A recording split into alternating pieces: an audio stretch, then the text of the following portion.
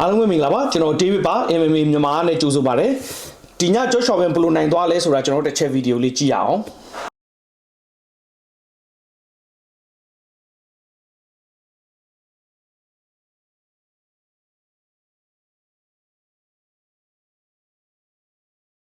ဟုတ်ကဲ့အားလုံးတွေ့တဲ့အတိုင်းပဲကြော့ရှော့ဘန်ကတော့ဒီည3ချီလုံးကိုအနိုင်ယူပြီးတော့မှအမှတ်နဲ့ပေါ့နော်နိုင်သွားတာပါဆိုတော့ကျွန်တော်တို့ဒီပြီးခဲ့တဲ့ဒီပွဲလေးကိုနည်းနည်းသုံးသက်ချက်လေးသုံးသက်ကြည့်ရအောင်ပေါ့နော်ပထမအချီမှာကျတော့ကြော့ရှော့ဘန်ကတာတယ်ထိုးချက်တီပေါ့နော်ဒါပေမဲ့လွယ်တာတော့မဟုတ်ဘူးသူပြိုင်ဖက် Brandon Royval ကလည်းအရန်ကောင်းတယ်ဒီအရင်ကြော့ရှော့ဘန်ရဲ့ပြိုင်ဖက်တီဆိုရင်ဘယ်သူမှသူ့ကိုအရန်ထိနာအောင်ပြန်ထိုးနိုင်တာတိတ်မရှိဘူးပြီးခဲ့တဲ့ပွဲဆိုရင်လည်းတစ်ချက်နှစ်ချက်လောက်ပဲထိုးခံရတဲ့အနေထားဒါပေမဲ့ဒီပွဲကျတော့ကြော့ရှော့ဘန်လည်းသူပထမအချီမှာတည်းကသူ့မျက်နှာမှာတော်တော်လေးပို့ပြီးတော့အထိုးခံရတယ်ပြီးတော့အောက်ခြေသိမ်းခံရတာအတန်ခံရတာတွေရှိတော့စိုးရင်ရတယ်ဗောနော်ဒါပေမဲ့ပထမတစ်ချီတော့ကြော့ရှော့ဘန်ကအပြတ်အသာနဲ့ပဲဒုတိယတစ်ချီကြတော့ကြော့ရှော့ဘန်ကနည်းနည်းလေး level အတူတူနီးပါးလောက်သွားကြတယ်ကြော့ရှော့ဘန်နဲ့အထက်မှာတော့ရှိသေးတယ်ပေါ့နော်ဒါပေမဲ့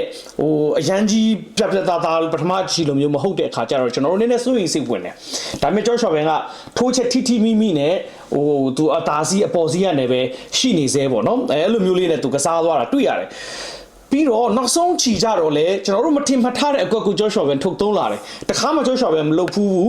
သူအပေါ်ကနေဒီလိုစောင့်နေပြီးတော့မှသူ့ပြိုင်ဘက်လဲအောင်ပေါ့နော်အဲ့လိုမျိုးနင်းနဲ့ဒါချီနင်းချက်အစ်စ်ကိုကြော့ရှော့ဘန်ကကြည့်ရတာတော်တော်လေးရတာကိုလေ့ကျင့်ပြီးသူထုတ်သုံးလာတယ်နဲ့တူတယ်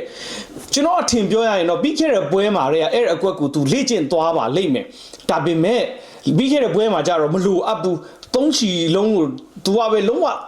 တာယာနဲ့အပေါ်စီးနဲ့ကစားသွားနိုင်တဲ့အခါကျတော့သုံးဖို့မလိုလို့မသုံးလိုက်ဘူးနဲ့တူတယ်ဒီပွဲကျတော့ကြော့ရှော့ဘန်ကအဲ့ဒါကို3ချီမှာမထင်မှပဲနဲ့ထုတ်သုံးလိုက်နိုင်တော့ကျွန်တော်တို့စိုးရိမ်တာက3ချီရဲ့အဆုံးပိုင်းလေးမှာများကြော့ရှော့ဘန်အလဲထိုးခံရမလားစိုးရိမ်တဲ့အချိန်မှာကြော့ရှော့ဘန်ကအပေါ်ကနေ6တောက်နေပြီးတော့မှဒီပြိုင်ဖက်ကိုလဲအောင်လုပ်တဲ့နေတဲ့အကွက်ကိုသူထုတ်သုံးလာတာတွေ့ရတယ်ဒီအကွက်မျိုးကလွယ်နဲ့ချက်ချင်းလွယ်နဲ့ဘယ်လိုခေါ်မလဲ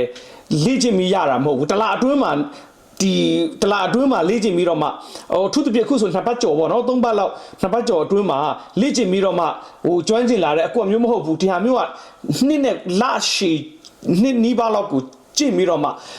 ကျင့်ရတဲ့အကွက်မျိုးဆိုတဲ့အခါကျတော့အရင်ကတည်းကဒီဟာကိုကြော့ရှော့ဘန်ကလေ့ကျင့်ထားတာဖြစ်ပါတယ်ဆိုတော့တားရရတချီမှာကြတော့ခုနပြောသလိုကျွန်တော်တို့မထင်မှတ်တဲ့အကွက်လေးကြော့ရှော့ဘန်ကထုတ်သုံးလာတဲ့အပြင်ကိုသူထိုးချက်တီးရလဲမလျော့သွားဘူးသူတော်တော်နာတယ်ဒါပေမဲ့လုံးဝမလျော့သွားပဲနဲ့ပေါ့နော်ပြီးခဲ့တဲ့ပွဲတွေထက်စာရင်နည်းနည်းလေးကြော့ရှော့ဘန်ကရဲတယ်နည်းနည်းလေးတင်ပြီးတော့မှထွက်ထိုးတာကိုတွေ့ရတယ်ပေါ့နော်အထူးသဖြင့်ဒီပွဲအဲ့လိုမျိုးထွက်ထိုးတဲ့အခါမှာကြော့ရှော့ဘန်ကနည်းနည်းလေးအထိနာတာလေးတွေရှိတယ်ဒါပေမဲ့ကောင်တာတော့ကြော့ရှော့ဘန်ကအရန်ကောင်းတယ်ဒီ Brandon Royval ကသူ့ကိုထိုးလိုက်တိုင်းမှာကြော့ရှော့ဘန်ကတံပြန်ထိုးတာတွေပေါ့နော်အရန်ကောင်းတယ်ဒီပွဲမှာကြော့ရှော့ဘန်ကဒီစုပေါင်းသူထိုးချက်ပေါင်းကို340နဲ့4ချက်ထိတယ်ပေါ့နော်ဆိုတော့ဒါက1မိနစ်ကို20နဲ့23ချက်နှုံးလောက်ထိနေတာဖြစ်ပါတယ်ဆိုတော့သူ့ပြိုင်ဖက်ကလည်းကျွန်တော်တို့ပွဲကြိုကလေးကကျွန်တော်တို့သုံးသပ်ထားတယ်ဒီ Brandon Royval ကသူက striking ထိုးတာကောင်းတယ်ဒီ flyweight မှာတော့ကြော့ရှော့ဘန်တွေ့ဖူးတဲ့လူတွေထဲမှာမတွေ့ဖူးတဲ့လူအားလုံးထဲမှာသူအကောင်းဆုံးလို့ပြောလို့ရတယ်ပြီးတော့သူကခန္ဓာရည်အရန်ရှိတယ်ရမ်းမာတယ်ဆိုတော့ခါကြတော့ကျွန်တော်တို့အလူဂျိုတင်ပြီးမှလည်းသုံးသပ်ထားသလိုပဲဒီပွဲမှာလည်းသူမာတာကို body လည်းပိုကြီးတယ်ရက်လည်းပိုရှိတယ်မာတယ်ခံနိုင်တယ်အဲ့ဒါကိုသူကအခွင့်ကောင်းယူပြီးတော့မှပေါ့နော်ကြော့ရှော့ဘန်ကသူ့ထိုးတာတွေထိနေရင်တောင်မှသူကစွတ်တိုးပြီးတော့မှရှေ့ထပ်တိုးပြီးမှကိုသူကအလဲထိုးဖို့ကြိုးစားတယ်ဒါပေမဲ့ကံကောင်းချင်တော့ကြော့ရှော့ဘန်ကလည်းသူတိုးလာတိုင်းမှာကိုပရိုဂရမ်လဲအချိန်နဲ့ထိုးပြီးတော့မှသူ့ကိုပြန်ပြီးတော့မှ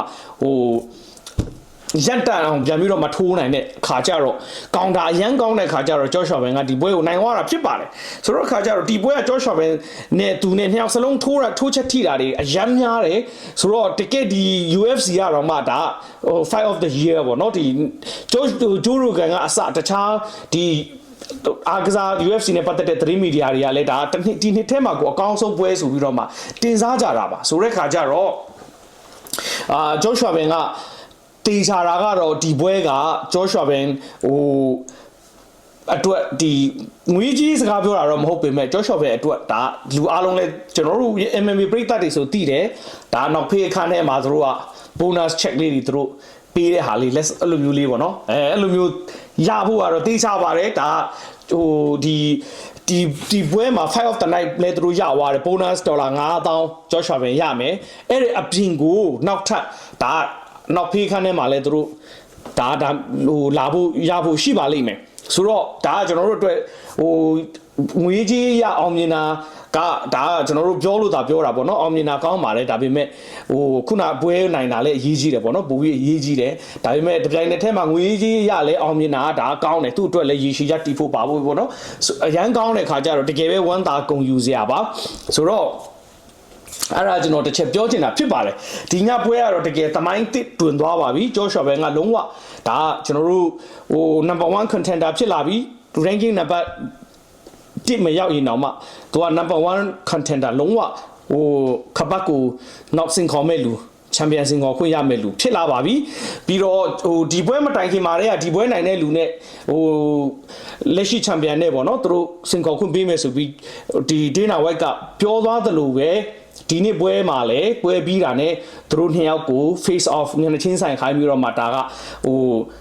နောက်သူတို့ခပတ်လူမယ်ဆိုတဲ့ဟာကို confirm ပေါ့နော်အတည်ပြုသွားပါပြီသတင်းစာရှင်းလင်းပွဲမှာလည်းဒေးနာဝိုက်ကနောက်ထပ်တစ်ခါဒါကိုအတည်ထပ်ပြုပါတယ်ဆိုတဲ့အခါကျတော့သူတို့နှစ်ယောက်တွေးဖို့ကတော့လုံးဝ100%တင်ရှားသွားပြီဘယ်အချိန်လဲဆိုတာကတော့ဒါကျွန်တော်တို့နောက်မှပြန်ပြီးတော့မှဟိုပြောရမှာဖြစ်ပါတယ်ဆိုတော့ဘာဖြစ်ဟိုဂျော့ရှော့ဘန်ကဒီသူ့ရဲ့ခြေမလေးလဲကျိုးသွားတယ်ပြောတယ်ပြီးခဲ့တဲ့ပွဲမှာဆိုတော့အဲ့ဒါလေးတွေရောမျက်နှာတိုင်ယာတွေရောကောင်းကောင်းအနာကျက်အနာယူပြီးမှအဲ့ဒါနဲ့တဆင့်အခုချန်ပီယံကပတ်လူမဲ့ပွဲဆိုလို့ရှိရင်ဒီပွဲထက်ပိုပြီးပြင်ဆင်ဖို့တော့လိုပါတယ်ဆိုတော့ခါကြတော့အဲ့ဒါလေးတွေကိုပြင်ဆင်ပြီးတော့အထင်ယူပြင်ဆင်ပြီးကြောရှော့ဘန်ကဟိုကပတ်လူဖို့ပေါ့နော်ဟိုအတွက်ကောင်းကောင်းမွန်မွန်အချင်းယူပြင်ဆင်ပြီးတော့မှအနာယူဖို့လဲဟိုလိုပါတယ်ဆိုတဲ့ခါကျတော့ဘာဖြစ်ဒီညကျွန်တော်တို့မြန်မာပြည်တပြည်နယ်လုံးတနိုင်ငံလုံးအတွက်ဝမ်းသာကုန်ယူရမယ်ဟိုညဖြစ်တယ်ဒါတမိုင်းတစ်တွင်နဲ့ညလည်းဖြစ်ပါတယ်ဆိုတဲ့ခါကျတော့ကျွန်တော်အားလုံးပဲကျေးဇူးတင်ပါတယ်ကျွန်တော်တို့ဟိုမြန်မာပြည်သူပြည်သားအားလုံးလည်းရမ်းမဲဝမ်းသာကြမယ်ကုန်ယူကြမယ်လို့ကျွန်တော်ယုံကြည်ပါတယ်ကျွန်တော်တို့နောက်ဗီဒီယိုကြမှာတွေ့ကြမယ်ကျွန်တော် David ပါ MMA မြန်မာပါ see you